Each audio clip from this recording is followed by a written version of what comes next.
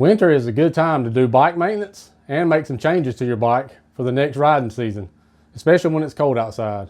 So today, I'm going to show you how to install graphics on your adventure motorcycle. So stay tuned. Nailed it.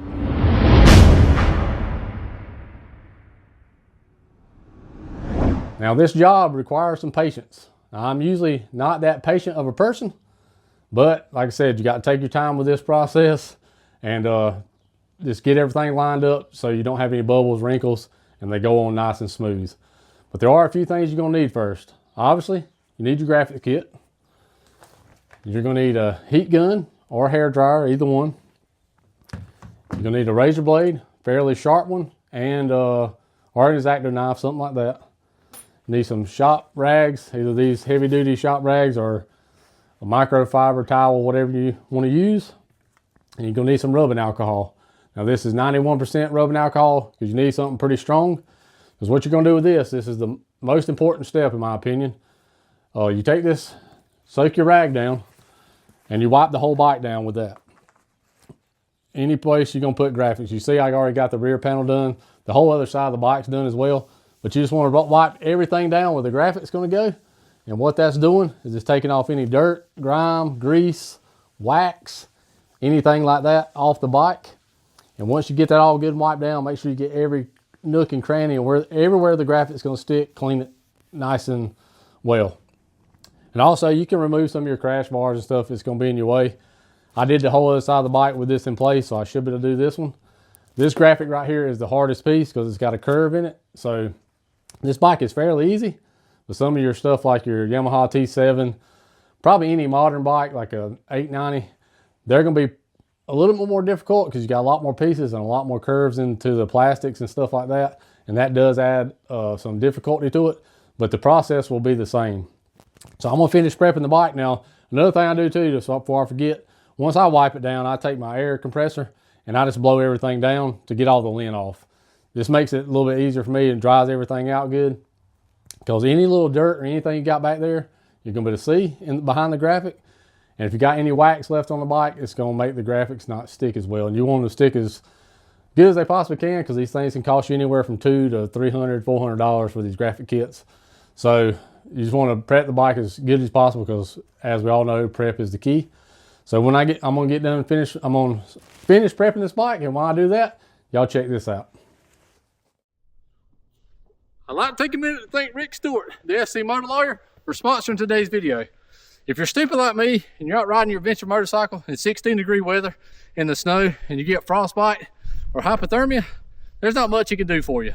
But if you're ever involved in a motorcycle accident that's not your fault, he'll be the man to call. So call Rick Stewart, the SC Motor Lawyer, at 1-855-GET-MOTO. If you don't feel like picking up the telephone or you got your hands full of snowballs, you can also reach him at scmotorlawyer.com. Now back to the video. Yeah. Now when you're looking at these things, you'll see you got a hole in how everything shapes to the bike. On these big pieces like this, they're the most aggravating. Well, this one's actually fairly easy because the tank's so big, but you just got to be careful to work it from one side to the other so you don't get any air bubbles. But what you're going to do on most any bike, you want to take that piece right there. You just want to get you a good line of where you're going to be on that hole back there. If you can, hope y'all can see that good enough. I'll zoom it in here for you. Hold on. See how you got that hole perfectly matched? Now, these graphics are cut pretty well. Some graphic kits are not going to be cut as good. And these graphics are by Decal Lab. I don't have any association with them. Just found them online, good price, and I'm pretty happy with the quality of the product, to be honest. But all you're going to do is get that where you're going to line up and where you're going to line up with that peak. And once you got that, everything else, if they're cut well, should fall in place. So just rememberize that. And what I do, I just take my backing back here at the back. And you see it's got backing. It's pretty easy to peel. These things are pretty sticky. And some people use water behind them, soapy water. I don't do that because I think it lessens the adhesion of the graphics overall and can cause problems down the line. But I just peel that off and I get my line where I eyeballed it before. You see how sticky they are? And I just put that up there like that. And I hold that back up there. See, it's a little cocked. See how that's cocked there? it's just a trial and error type of thing. Just don't stick too big of a piece. And you can pull them back up. Just don't rub it down and try to get everything stuck at one time. But you just get that in line. Get that in line. And usually if you pop it there, rub it down a little bit, that's going to be a pretty straight line right there. You want to check the back of your tank. Everywhere where it's going, you just don't want it too high or too low. Sort of want it to follow that line. And that looks pretty well right there. As y'all can see that. You just want to get a straight line there. Once you get a straight line there, you know it's going to hit up there without it being wrinkled right here. And all you're going to do is just take that and just start rubbing it. I don't use a credit card or no kind of squeegee or nothing, because in my opinion, it could scratch the graphics. These are matte, so they're a little bit less likely to scratch, but on a gloss kit, it's going to scratch if you put too much rough stuff on it. So I just use my fingers, run down through there. And where your heat gun comes into play is if you want to bend that over right there, I just heat it up just a little bit. I'll show you that process once I get there. And it just makes it fold over nice and easy, because it is kind of chilly. I got a heat on in my building, but the summertime these will be a lot easier to install. But I got to do what I got to do in the wintertime here. So you just use your heat gun to get out any wrinkles and stuff like that. I'm going to work this piece for a minute, and then when I get to some other harder parts, of course, I'll show you. And as you can see, I then got that part worked in. And I just peel a little bit of paper at a time and keep working it with your hand like that. This is a pretty flat panel, like I said. So it's fairly easy, but it's got a little body line in there. And that's where once you get that laid down, you can take your heat gun, heat that up just a little bit, and you can get it to suck into the body lines. So you still got the detail of your body work. And I put it over the KTM right here, and I'm going to install this graphic over this graphic. The only reason I do that is because you can't find these graphics anymore for this bike. So if I ever want to peel this stuff off, I want it to be back to its factory look. You can peel them off or you can leave them on. Some of these factory graphics are pretty stuck. So I would just suggest going over them. You can see a outline of that a little bit in there, but that really don't bother me. And if people don't like my bike, I really don't care, to be honest with you. I do it for myself. This bike's pretty unique, so I'm not doing it to really stand out, because I ain't never seen another 990 when I've been out riding. If you got something like a T7 or the Ibex or like an Aprilia Touareg or 890, pretty much any modern day adventure bike, they all look the same. So graphics is the way to let your bike stand out and show your personality a little bit. I've had this bike for 2 years and I just wanted it to look a little bit different. Just got kind of tired of just seeing the black, really. I'm gonna keep on working that, then I'll show you how to get those edges down. But I got that panel done. Got a little bit of bubbles right there I'm gonna have to work out, but I just heat that up like that. Use it on low. Don't get too close with your heat gun or your hair dryer, because it'll distort it. Don't heat it up too much. If you just heat it up just a little bit, it'll get more pliable. And you can just fold that edge just like that. Just make a nice crisp line. Some graphics are not going to fold over where the seat goes. I'm really impressed by that too, because it just gives you a good clean line, something you don't catch with your leg all the time. And then up under these places like this, if you don't want to take your bike apart, if you got a 990 or whatever, just take a little screwdriver. Can't see that spot anyway. Put that graphic up just a little bit too high, but I'll get all this stuff worked out. And this right here is the same. Heat it up a little bit. Once it gets pliable, you just start folding it in.